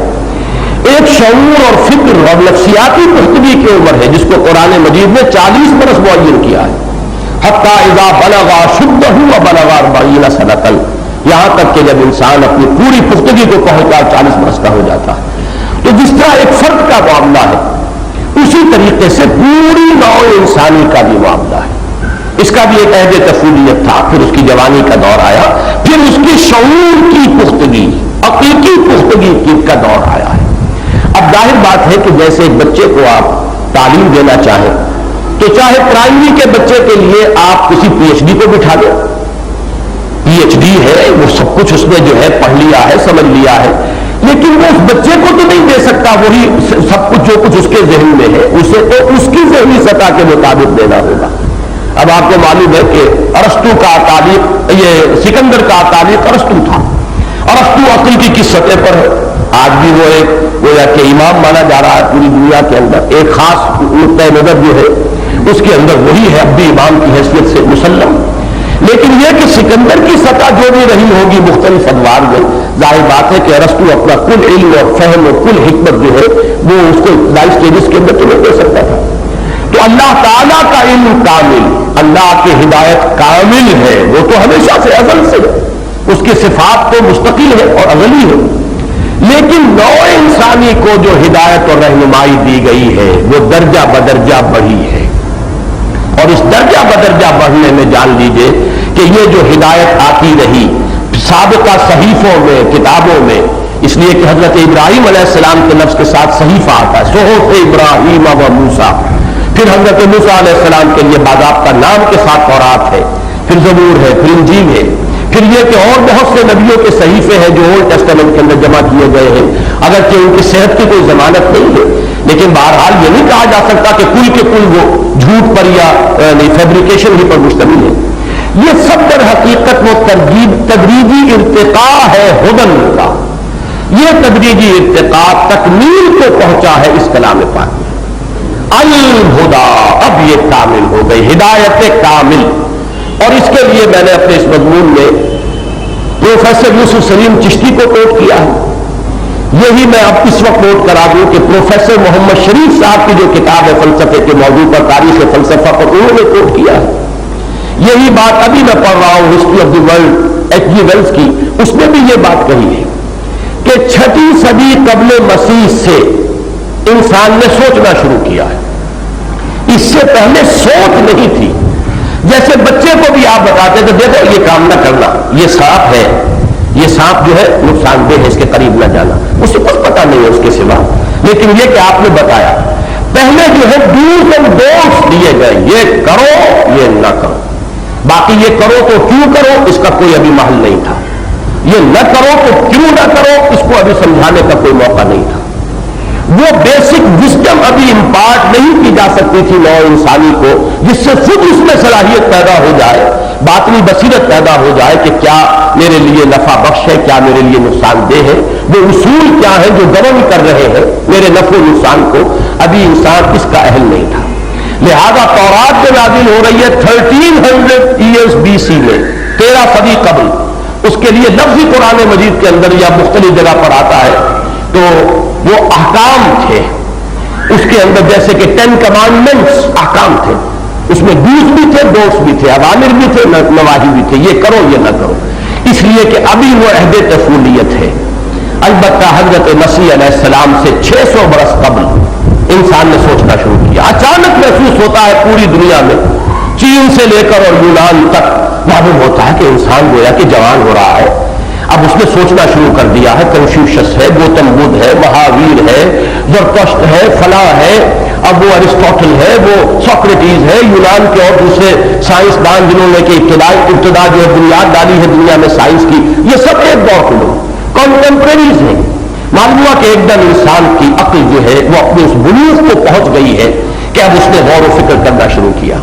اور عجیب بات یہ ہے کہ حضرت مسیح کو درمیان میں رکھ کر 6 صدیاں ادھر 6 صدیاں ادھر، یہ 1200 برس ہے. موسٹ پروفنڈ یہ دور ہے نو انسانی کی تاریخ کا. اگر اس کو ایک انسان سمجھے، جیسے کہ صوفیہ انسان اکبر کا ایک لفظ استعمال کرتے ہیں کہ یہ پوری نو در حقیقت ایک فرد کی حیثیت رکھتی ہے، تو اس کی زندگی میں یہ 1200 برس ہے جس میں کہ اس کی سوچ شروع ہو کر اور انتہائی درجے تک پہنچ گئی ہے. اس کی فلسفیانہ فکر اپنے انتہا کو، نقطۂ عروج کو، کلائمیکس کو پہنچ گئی ہے. جو کچھ انسان بحیثیت انسان سوچ سکتا تھا یا سوچ سکتا ہے، وہ گویا کہ 600 عیسوی میں حضرت مسیح کے 600 سال بعد وہ اپنے کمال کو پہنچ گئی. چشتی صاحب کو دعوے کے ساتھ کہا کرتے تھے کیونکہ ان کی ساری عمر گزری تھی، وہ جورو نہ جاتا اللہ میاں سے ناتا. شادی انہوں نے کی نہیں، ساری عمر کتابیں پڑھنا اور فلسفہ اور منطق اور تاریخ اور ادیان عالم، مذاہب عالم، پھر ان کا تقابلی مطالعہ یہی ان کا موضوع تھا. اور ان کا دماغ جو ہے، کیونکہ مجھے ان کی زندگی کے آخری دور میں کافی عرصے ان کا قرب حاصل رہا اور میں نے ان سے بڑا استفادہ کیا ہے، تو بہت بڑی لائبریری کے مالک، اور آخری وقت تک ان کی یادداشت بڑی کلیئر تھی، حوالے پورے کے پورے جو کہ وہ دیتے تھے. انہوں نے یہ دعویٰ کیا ہے، پروفیسر یوسف سلیم چشتی، جو شارح اقبال کی حیثیت سے زیادہ معروف ہے، باقی ان کی دوسری حیثیتیں جو معروف نہیں ہو سکی. بہرحال ان کا دعویٰ یہ تھا کہ میں ثابت کر سکتا ہوں کہ 600 عیسوی کے بعد نہ کوئی نیا مذہب دنیا میں آیا ہے، نہ نیا کوئی فلسفہ دنیا میں آیا ہے. آج کے جتنے فلسفے ہیں بڑی بھاری بھرکم اصطلاحات کے ساتھ، لیکن یہ کہ یہ تمام فلسفے اس سے پہلے پیدا ہو چکے تھے، اب صرف لیبلز بدلے ہیں. شراب وہی ہے، صرف لیبل بدل گئے. ایگزسٹانشلزم ہو یا لاجیکل پازیٹیوزم ہو یا امپیریسزم ہو، جو بھی یہ مختلف الفاظ ہیں، ان سب کا وہ کہتے ہیں کہ تمام فلسفے مکمل ہو چکے تھے. اس کو میں نے تفصیل سے اس میں لکھا ہے، وہ پڑھیے گا اور ایک ایک حرف کو اپنے ذہن کے اندر بٹھانے کی کوشش کیجیے کہ اس حقیقت کو اچھی طرح سمجھیے کہ فکر انسانی، اسے ایک نقطہ پھر آپ کے ذہن میں وسوسے کے انداز میں آ سکتا ہے، اور وہ یہ ہے کہ سائنس کا ارتقا تو ہو رہا ہے، سائنس تو بڑی ہی اب ہے اس دور میں، اس میں کوئی شک نہیں. آپ علوم کو 2 حصوں میں رکھیے، ایک ہے مادی علوم، فزیکل سائنسز، اس کا ارتقا مسلسل ہو رہا ہے اور ہوگا. ابھی ہم نہیں کہہ سکتے کہ کہاں تک یہ انسان پہنچے گا. اور واقعہ یہ ہے کہ جن چیزوں کی خبر دی ہے حضور صلی اللہ علیہ وسلم نے، دجالیت کے عنوان سے یہ سائنس ان دجالیت کی ان تمام حدود تک پہنچ کر رہے گی. یہ تو ہے اس سائنس کے ارتقا کا معاملہ، لیکن فکر اور شے کا نام ہے، فلسفیانہ فکر، وہ جو پوری کائنات اور اس کی حقیقت کو ایک حقیقت بسیطہ کی حیثیت سے سمجھنے کی کوشش، اور اس کی جو اصل حقیقتیں ہیں ان تک پہنچنے کی کوشش، جس کے بارے میں وہ شعر میں نے آپ کو سنایا تھا کہ حدیث مطلب میں گو و راز دہر کم ترجو کہ کس مقصد ملک شاید بحکمت معمارہ، یہ راز دہر جبکہ تجھ بھی نہیں کوئی موجود، پھر یہ ہنگامہ ہے خدا کیا ہے، ہم کون ہیں، کائنات کیا ہے، ہمارا اس سے رشتہ کیا ہے، یہ خود بخود بن گئی ہے، یہ کوئی اس کا بنانے والا ہے، کوئی بنانے والا ہے تو اس سے ہمارا تعلق کیا ہے، ہماری زندگی بس یہی زندگی ہے جو اس دنیا میں ہم بسر کر رہے ہیں، یا موت کے بعد بھی ہماری کوئی زندگی ہے؟ تو یہ تمام وہ مسائل ہیں کہ جن کا سائنس سے کوئی تعلق نہیں۔ اسی لیے آپ دو حصوں میں تقسیم کرتے ہیں، فزکس اینڈ میٹا فزکس۔ تو میں جس چیز کا ذکر کر رہا ہوں وہ میٹا فزکس ہے، وہ چیز کے جو ہمارے حواس کے دائرے سے باہر ہے، حواس کے دائرے کے اندر جو علوم ہے انہیں آپ فزیکل سائنسز کہیں گے، ان میں ارتقا ہو رہا ہے، لیکن وہ فکر انسانی، وہ فلسفیانہ فکر جو ہے، وہ میٹا فزیکل تھاٹ، اس کے مختلف شعبے ہیں، وہ مکمل ہو چکا تھا جب بعثت محمدی ہوئی صلی اللہ علیہ وسلم، اور اس وقت پھر اب الہدا دے دی گئی، ہدایت کاملہ۔ اور اسی کے ساتھ ایک ربط اور تعلق چونکہ میرے ذہن میں آیا، میں نے بیان بھی کیا بات، آج پھر نوٹ کر لیجئے، یہی وجہ ہے کہ اس الہدا کی حفاظت کا ذمہ اللہ نے لیا، اس سے پہلے جتنی ہدن نازل ہوئی ان کی حفاظت کا ذمہ نہیں لیا، اس لیے کہ اصل کامل ہدایت تو ابھی آنے والی تھی، کوئی جو ہے اس کی ہدایت غیر ضروری تھی، اس کی حفاظت غیر ضروری تھی، کوئی اللہ تعالیٰ کو میوزیم نہیں سجانا تھا، اصل شے تو ہے ہدایت، اور ہدایت چونکہ ابھی یہ تدریجی ارتقاء ہے اس کا ہو رہا ہے، تدریجی مراحل طے کر رہی ہے یہ ہدایت خداوندی، اللہ کے علم کے اعتبار سے نہیں، نوع انسانی جس کو ہدایت پہنچانی ہے اس کے ذہنی اور فکری ارتقاء کے اعتبار سے، لہذا یہ سمجھیے کہ انٹرم پیریڈز میں جو کچھ انہیں دے دیا گیا ہے اس کی حفاظت کی چندہ ضرورت نہیں ہے۔ ہاں جب وہ ہدایت کاملہ آ جائے گی، جب الہدا بن جائے گا معاملہ، وہاں تک پہنچے گا، اب اس کی حفاظت کا ذمہ لیا جائے گا۔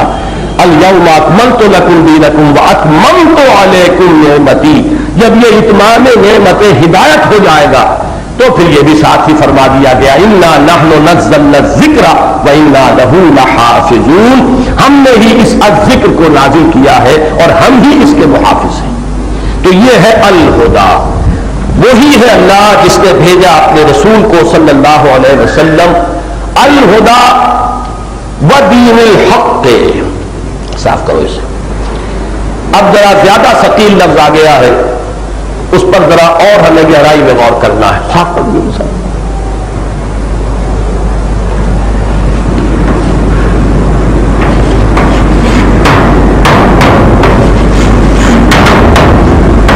اس کو ایک تو یہ سمجھیے جنہیں بھی عربی گرامر سے کچھ بھی مناسبت ہے کہ یہ اپنی اس شکل میں مرکب اضافی ہے، حق کا دین، لفظی ترجمہ یہ ہوگا، اگرچہ جب بھی کہیں آپ ترجمہ دیکھیں گے تو اس کو مرکب توصیفی کی شکل میں ترجمہ کیا جاتا ہے، سچا دین۔ مرکب توصیفی عربی زبان میں معلوم ہے آپ کو کہ وہ صفت موصوف بالکل ہم وزن ہوتے ہیں، اگر وہ معرفہ ہے تو وہ بھی معرفہ ہوگا، وہ نکرہ ہے تو وہ بھی نکرہ ہوگا، لیکن یہ کہ یہ مرکب اضافی کی صورت ہے، یہ حق کا دین۔ لیکن ہوتا ہے عربی زبان میں کبھی کبھی مرکب اضافی کی شکل میں مرکب توصیفی لایا جاتا ہے، لیکن دونوں میں کوئی فرق واقع نہیں ہوگا۔ مجھے جو بات اصل میں عرض کر دی ہے وہ یہ ہے کہ نتیجے کے اعتبار سے کوئی فرق نہیں۔ حق کا دین تو ذات حق کون ہے؟ میں نے دو حوالے دیے ہیں اپنے اس مضمون میں، نوٹ کر لیجئے گا۔ ذالک بأن اللہ هو الحق، یہ اس لیے کہ اللہ ہی ہے الحق، حق کامل۔ وہ ایک دعا جو رمضان مبارک میں جو حضرات یہاں تشریف لاتے رہے ہیں اور میرے ساتھ اگر وہ دعائے قنوت میں شامل رہے ہیں تو ایک دعا حضور صلی اللہ علیہ وسلم کی جو تہجد کی دعاؤں میں بہت مشہور دعا ہے، اس میں الفاظ آتے ہیں انت الحق ووعدک الحق وقولک حق ولقاؤک حق۔ الحق اللہ ہے اور جو شے اس کے ساتھ نسبت کرے گی وہ الحق ہو جائے گی۔ اللہ خود حق ہے، اس کا قول حق ہے، اس کا وعدہ حق ہے، اس کے ساتھ ملاقات حق ہے، اس کے رسول حق ہے، تو معلوم یہ ہوا کہ اگر اس کا لفظی ترجمہ کریں گے حق کا دین، اور حق کون ہے؟ اللہ، تو مراد کیا ہوئی؟ اللہ کا دین۔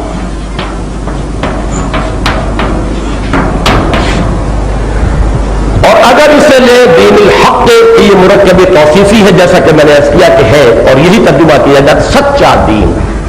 سچا دین اللہ تعالیٰ کا دین، نتیجے کے اعتبار سے کوئی فرق واقع نہیں۔ لیکن اب جس پر ہمیں غور کرنا ہے وہ لفظ دین ہے۔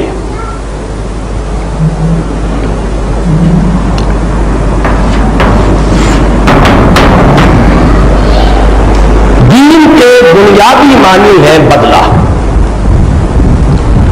میں نے الفاظ اس میں لکھے ہیں، آپ پڑھیں گے کہ دین کے اساسی معنی وہی ہے جو اساس القرآن یعنی سورہ فاتحہ میں جس معنی میں یہ لفظ آیا ہے۔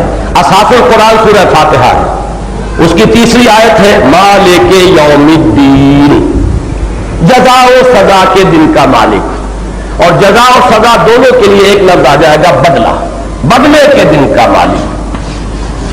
دین کے معنی بدلہ۔ میں نے بہت سے حوالے دیے ہیں، میں چاہتا ہوں کہ آپ اس کتاب سے کو جا کر پڑھیں اور ان تمام چیزوں کو ذہن نشین کریں۔ اگر دین کا کوئی کام کرنا ہے اور اس نہج پر کرنا ہے جس پر محمد الرسول اللہ صلی اللہ علیہ وسلم نے کیا ہے، تو اس آیہ مبارکہ کو سمجھنا اور اس درجے سمجھنا کہ آگے سمجھا سکے یہ بہت لازم ہے، ورنہ وہی اشتباہات رہیں گے۔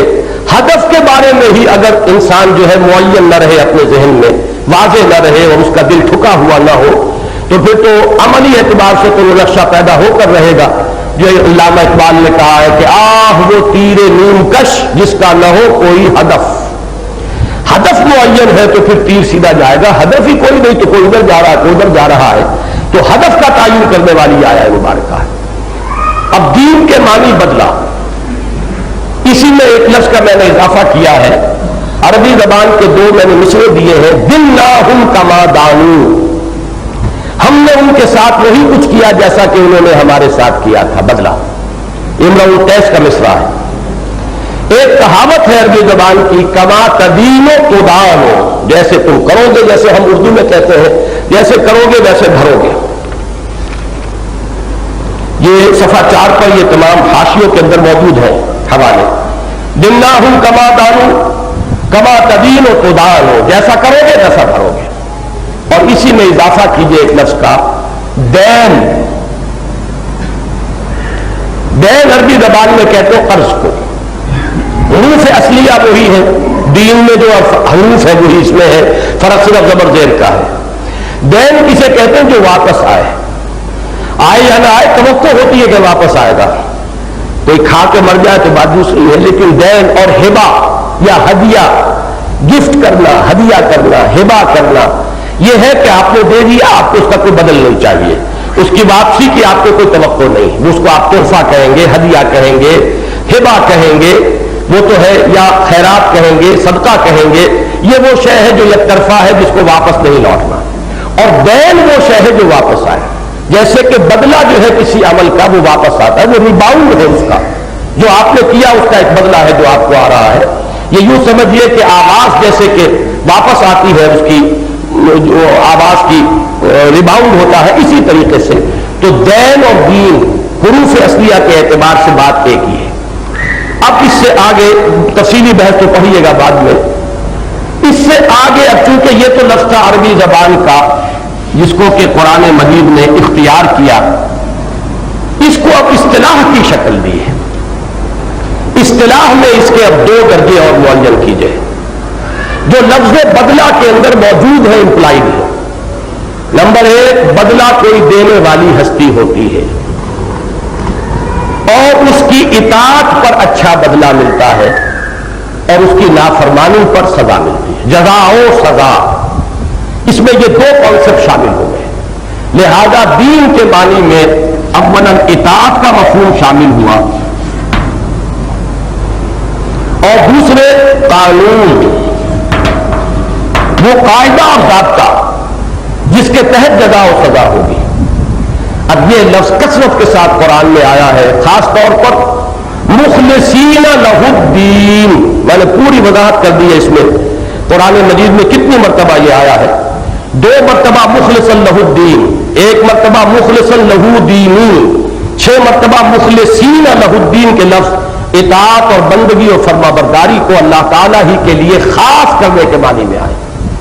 وما امروا الا لیعبدوا اللہ مخلصین لہ الدین حنفاء، اور انہیں حکم نہیں ہوا تھا مگر اس کا کہ وہ صرف اللہ کی بندگی کرے، اسی کے لیے اپنی اطاعت کو خالص کرتے ہوئے. تو اب جزا و سزا یا بدلہ سے آگے بڑھ کر اطاعت اور کوئی قانون اور ضابطہ جس کے تحت کہ وہ جزا و سزا ہو رہی ہو، یہ 2 اضافی تصور شامل ہوئے اور ان سب کو جمع کیجئے تو اب نوٹ کیجئے دین قرآن مجید کی اصطلاح میں کس شے کا نام ہے؟ کسی ہستی کو مطاع مطلق مان کر، ایک لفظ کو سمجھیے اچھی طرح، کسی ہستی کو مطاع مطلق مان کر اس کی اطاعت کے اصول پر پورے نظام زندگی کو استوار کیا جائے تو وہ نظام زندگی اس ہستی کا دین قرار پائے گا. کسی ہستی کو مطاع مطلق مان کر اس کی اطاعت کے اصول پر جب زندگی کا پورا نقشہ بنایا جائے گا تو اس کا مجموعی نام اس ہستی کا دین ہوگا. اب اس کو یوں سمجھیے، سورہ یوسف میں آیا ہے ایک لفظ دین الملک.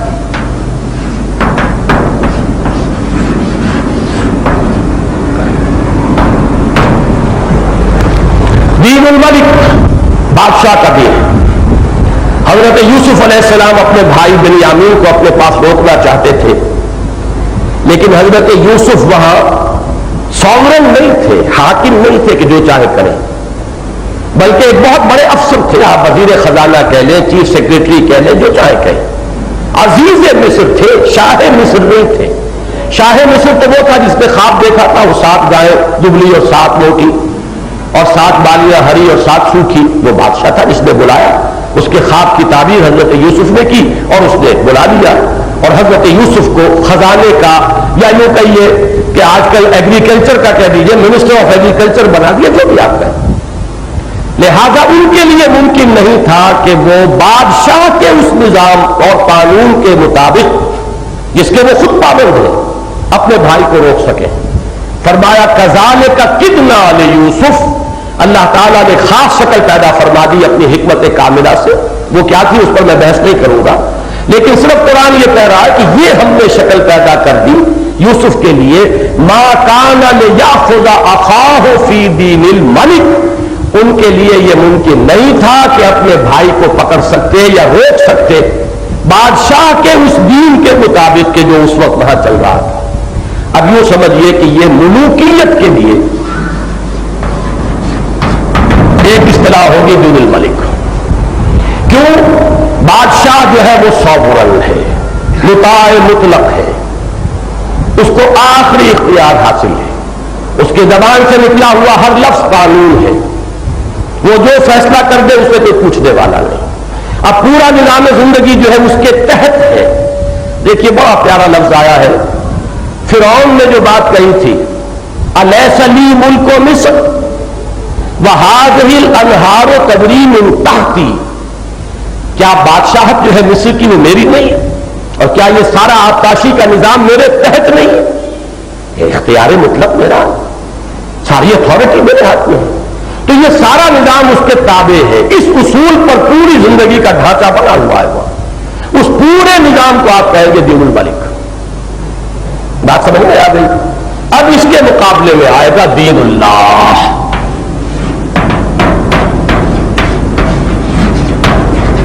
قرآن مجید میں 3 ہی جگہ آیا ہے دین الحق،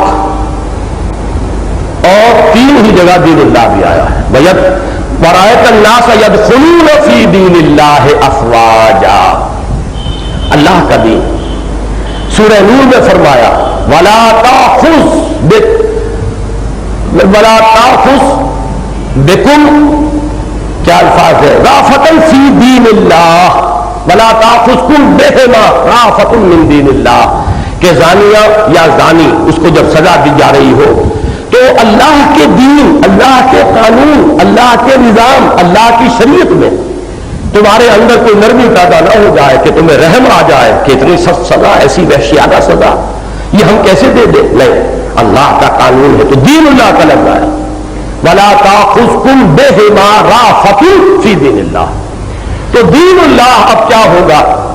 دین اللہ، اللہ کو مطاع مطلق مان کر اس کے تحت پوری زندگی کا نظام استوار کرنا، یہ دین اللہ ہے. کوئی شے بھی اس سے باہر نہ رہ جائے. مخلصین لہ الدین، دین کل کا کل اس کے لیے ہو. وَيَكُونَ الدِّينُ كُلُّهُ لِلَّهِ، دین کل کا کل اس کے لیے ہو جائے. یعنی اطاعت منقسم نہ رہے. اچھی طرح سمجھیے کہ یہاں تو اللہ کی مانیں گے، یہاں اپنے طور پر کر لیں گے، نہیں. ہاں ایک بات اچھی طرح یہاں سمجھ لیں، جہاں اللہ ہی نے کسی کو اختیار دے دیا ہو وہ اسی کے تابع ہوگا. ہمارے رسول کا حکم مانو، رسول کو یہ اختیار اللہ نے دیا ہے. وَمَن يُطِعِ الرَّسُولَ فَقَدْ أَطَاعَ اللَّهَ، جو رسول کی اطاعت کرتا ہے تو اللہ کی اطاعت کرتا ہے. وَمَا أَرْسَلْنَا مِن رَّسُولٍ إِلَّا لِيُطَاعَ بِإِذْنِ اللَّهِ، ہم نے نہیں بھیجا ہے کوئی رسول مگر یہ کہ اس کی اطاعت کی جائے اللہ کے اذن سے. جب اللہ کی اطاعت کے تابع کوئی اطاعت ہو رہی ہے تو وہ علیحدہ نہیں ہوگی، وہ تو اسی کے اندر شامل ہے. اسی میں ایک تیسری لنک آ جاتی ہے کہ حضور صلی اللہ علیہ وسلم کو لشکر بھیج رہے ہیں، اس کا کسی کو سپہ سالار بنا دیا ہے، امیر بنا دیا ہے، امیر الجیش. اب اس کی اطاعت بھی رسول کی اطاعت ہے، رسول کی اطاعت اللہ کی اطاعت ہے. یہ تو ایک چین ہے، ایک زنجیر ہے، اطیعوا اللہ واطیعوا الرسول واولی الامر منکم. لیکن مطلق اطاعت کسی اور کی، اللہ کی اطاعت سے آزاد، رسول کی اطاعت سے آزاد اگر مطلقاً کسی کی اطاعت کی جائے گی، یہی شرک ہے. یہی شرک فی الاطاعت ہے کہ کسی کو مطلقاً مطاع مان لیا جائے اللہ کی اور اس کے رسول کی اطاعت سے آزاد ہو کر، تو یہی شرک ہے. بتوں سے تجھ کو امیدیں، خدا سے نو امیدی، مجھے بتا تو صحیح اور کافری کیا ہے. تو یہ شرک کے تصور کو یہاں اچھی طرح سمجھ لیجئے، اس لیے کہ یہ آیہ مبارکہ ختم ہوگی وَلَوْ كَرِهَ الْمُشْرِكُونَ. مشرک کون ہے؟ جنہوں نے اس اطاعت کو منقسم کر دیا ہے، کچھ اطاعت اللہ کے لیے، کچھ اطاعت کسی اور کے لیے. جہاں یہ اطاعت منقسم ہو جائے گی، یہاں تک کہ کچھ اطاعت اللہ کی، کچھ اپنے نفس کی. اپنے نفس کی اطاعت اللہ کے حکم کے تابع ہو تو شرک نہیں ہے. اللہ نے ایک چیز حلال کی ہے، آپ کے نفس کے اندر ایک تقاضا ہے، حلال چیز حلال ذریعے سے آپ نے حاصل کی ہے اور نفس کو دے رہے ہیں، یہ شرک نہیں ہے. لیکن آپ کے نفس کے اندر خواہش ہے ایک چیز کی اور وہ چیز اللہ نے حرام کی ہے.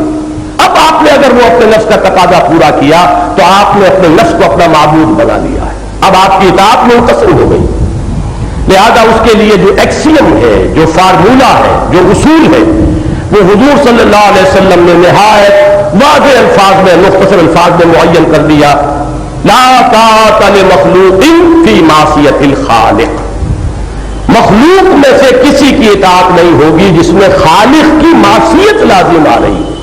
خالق کی معصیت نہیں ہو رہی تو والدین کی بھی اطاعت کرو، اساتذہ کی کرو، اپنے حکام کی کرو، اپنے ایلڈرز کی کرو، شیخ قبیلہ کی کرو، جس کی چاہو کرو، اگر اللہ کی معصیت نہیں آ رہی. لیکن جہاں معصیت ہوئی، اگر نفس کی اطاعت کی گئی ہے اللہ کی معصیت میں تو نفس آپ کا معبود بن گیا. ارأیت من اتخذ الہہ ہواہ، کیا تم نے دیکھا اس شخص کو جس نے اپنی خواہش نفس کو الہ بنا لیا، اس لیے کہ مطاع مطلق بنا لیا، اللہ کی معصیت میں نفس کی اطاعت کر رہا ہے. معاشرے کی اطاعت، کسی اور نظام کی اطاعت، جہاں بھی اللہ کی اطاعت سے آزاد ہو کر اور جہاں اللہ کی معصیت لازم آ رہی ہو اگر کی جائے گی وہی شرک ہو جائے گی. تو اب یہ سمجھیے کہ مخلصین لہ الدین، اب دین کے معنی یہاں اطاعت کے. اب تیسرا لفظ میں ایڈ کرنا چاہتا ہوں. آج کل کا جو بہت ہی محبوب نظام ہے ہمارا پوری دنیا میں، وہ دین الجمہور ہے. یہ لفظ قرآن مجید میں نہیں آیا ہے، لیکن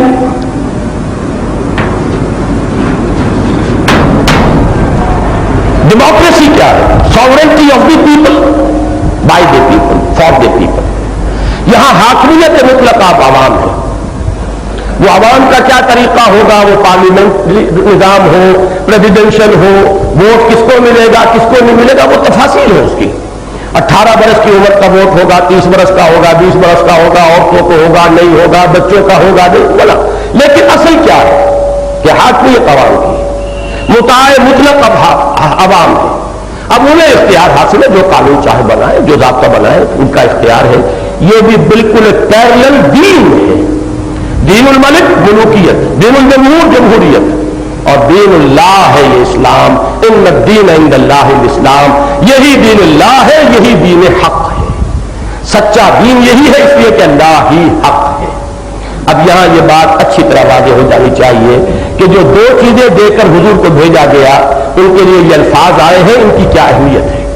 اب جیسے کہ میں نے الہدیٰ کے بارے میں عرض کیا، ویسے ہی اب اس کو بھی سمجھیے، تمام رسولوں کے لیے لفظ میزان آیا تھا، یہاں اس کی جگہ دین حق آیا ہے، یہ کیوں ہے اس کو سمجھیے۔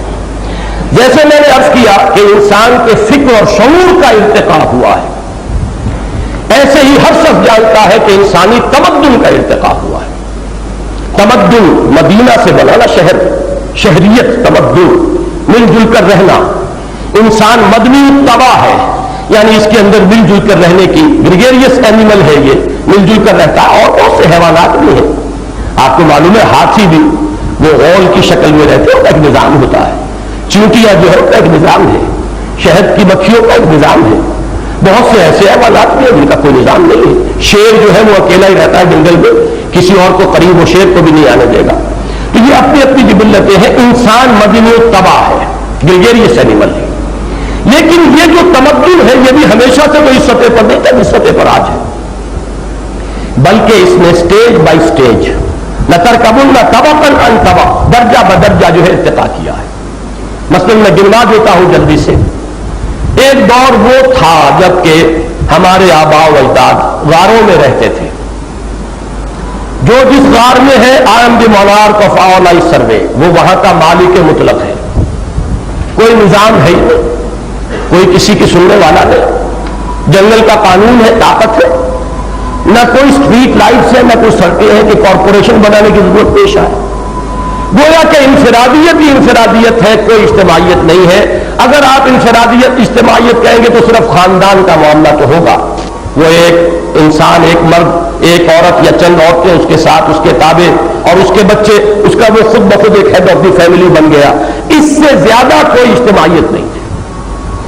اس سے اگلا قدم آیا جبکہ قبائلی نظام قائم ہوا۔ آپ قبائلی نظام کا لفظ سمجھیے، یہ نظام ہے باقاعدہ، ایک شیخ قبیلہ ہے، اس کا حکم ہر ایک کو ماننا ہے۔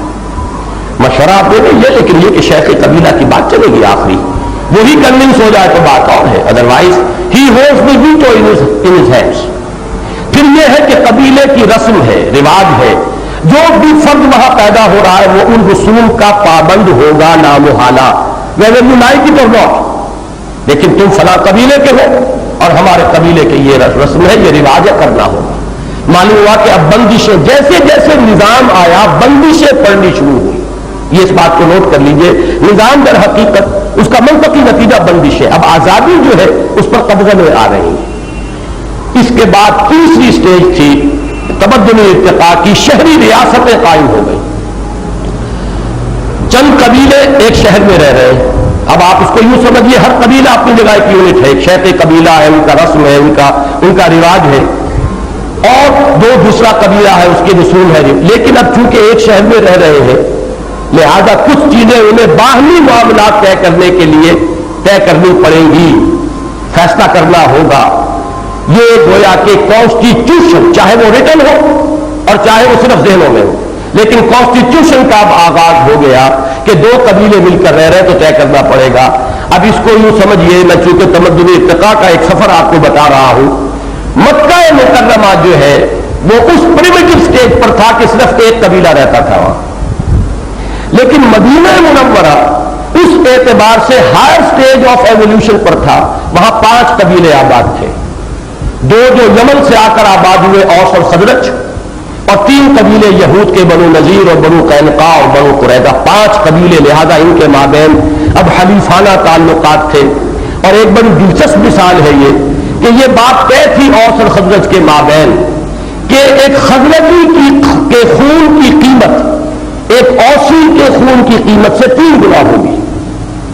اب آپ غور کیجئے، کوئی ایک نوجوان، باہمت نوجوان، سیلف ریسپیکٹ رکھنے والا نوجوان، وہ اوس کے قبیلے میں پیدا ہو گیا ہے، یہ تو اتفاق ہے نا. اس کا خون کھولتا ہوگا کہ کیا میری جان کی قیمت اس خزرجی کے مقابلے میں 1/3 ہے. لیکن ماننا پڑے گا آپ کے قبیلے نے طے کر رکھا ہے خزرجی کی جان کی قیمت 3 گنا ہے تمہاری جان سے، اس لیے کہ خزرج کا قبیلہ بڑا تھا. اس شہر میں رہنا ہے تو اس کی بالادستی ماننی پڑے گی. یہ معاملہ تھا اوس اور خزرج کے بابین. تو یہ میں مثال دے رہا ہوں کہ جہاں قبیلے جمع ہو جائیں گے انہیں کوئی نہ کوئی اپنے آپس کے معاملات کے لیے ایک اوسی کے مساوی ہے، ایک خزرجی کے مساوی ہے، لیکن ایک خزرجی مساوی ہے 3 اوسیوں کے. اب اس سے اگلی اسٹیج وہ تھی کہ بڑی بڑی امپائرز قائم ہوئی. سلطنت قیصر و کسریٰ، سلطنت روما، یہ سلطنتیں عظیم سلطنتیں. تو میں نے خاص طور پر اس لیے آپ کو مکہ مدینہ کہ یہ جو سٹیجز تھیں وہ قبائلی ایک قبیلے کا شہر مکہ مکرمہ، 5 قبیلوں کی ایک سٹی اسٹیٹ وہ ہے مدینہ منورہ. اور اب شمال میں جزیرہ نما عرب کے شمال میں شمال مشرق میں عظیم سلطنت ہے سلطنت کسریٰ. شمال مغرب میں جس کے ڈانڈے یورپ تک پھیلے ہوئے ہیں ایک عظیم مملکت ہے مملکت قیصر. ان مملکتوں میں کیا تھا، اب یہ اجتماعی نظام کی بندشیں اتنی گہری ہو گئیں، اتنی سخت ہو گئیں، اتنی ظالمانہ ہو گئیں. بادشاہ ہے، اس کے ٹھاٹ باٹ ہے، اس کا محل ہے، پومپ اینڈ شو ہے، پھر فوجیں ہیں، پھر نیچے وہ اس کے جاگیردار ہیں، ان کے بڑے بڑے جو اساطین مملکت ہیں، اور عام انسان ان کا کمی کاری بن کر رہ گیا ہے، رعایت اور ریت بن کر رہ گیا ہے. خون پسینہ کسان کر رہا ہے زمین پر، لیکن اس کا لائنس شیئر جو ہے وہ جاگیردار لے گیا ہے، اور جاگیردار سے پھر اس کا شیئر حصہ رسمی جو ہے وہ دربار میں پہنچ رہا ہے. کوئی بیچارہ صنعت و حرفت والا کرگے پر بیٹھا ہوا اپنا پسینہ گرا گرا کے اس میں کوئی کپڑا بنا ہے، کوئی کھدر بنا ہے، لیکن یہ ہے کہ اس کے اوپر ٹیکس لگ رہا ہے شدید ترین. اس کی محنت کی کمائی جو ہے اوپر جا رہی ہے، چینلز بن گئے ہیں. اب انسان ہیڈ اور ہیڈ ناٹ کے اندر تقسیم ہو گیا ہے. اب تمیز بندہ و آقا وجود میں آ گئی ہے، حاکم و محکوم، اور عام انسان جو ہیومینٹی ایٹ لارج وہ پسی ہوئی ہے ان بندھنوں کے اندر، ان جکڑ بندیوں کے اندر، ان شکنجوں کے اندر کسی ہوئی ہے. یہ تھا نظام کہ جس وقت محمد الرسول اللہ صلی اللہ علیہ وسلم کی بعثت ہوئی. اب آپ سمجھیے کہ جو انٹرم پیریڈز تھے، جیسا کہ میں نے عرض کیا تھا، ڈوز اینڈ ڈونٹس دیے جاتے رہے، یہ کرو یہ نہ کرو.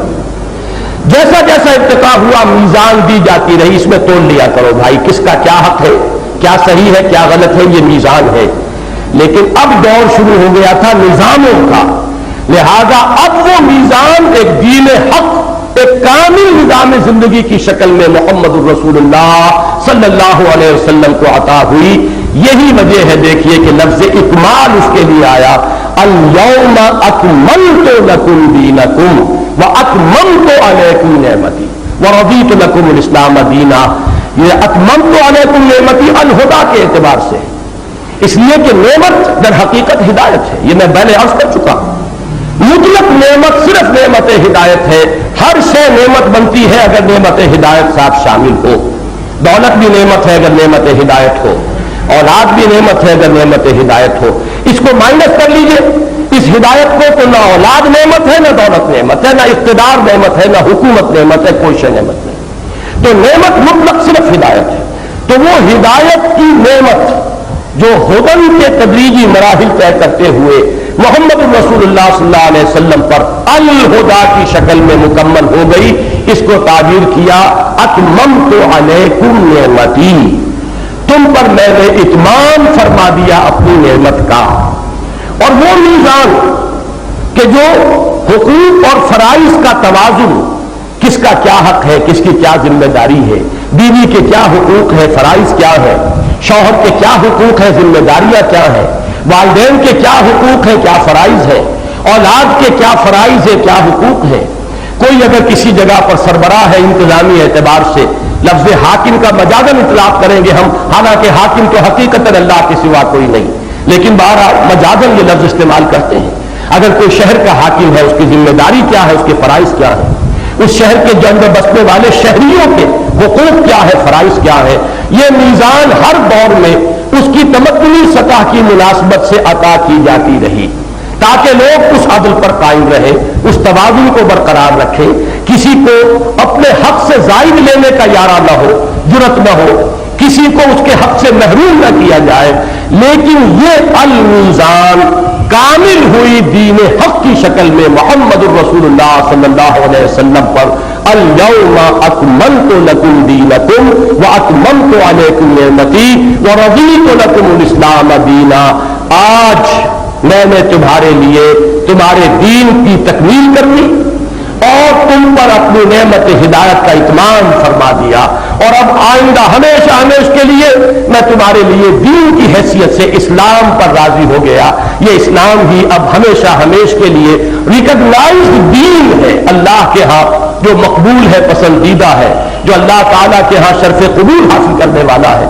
تو آج ارادہ تو یہ تھا کہ اس آیہ مبارکہ کی ہم تکمیل کریں، لیکن ممکن نہیں ہوا ہے، وقت جتنا طے کیا تھا ہم نے وہ پورا ہو گیا ہے، تو میں آج اسی پر ختم کر رہا ہوں۔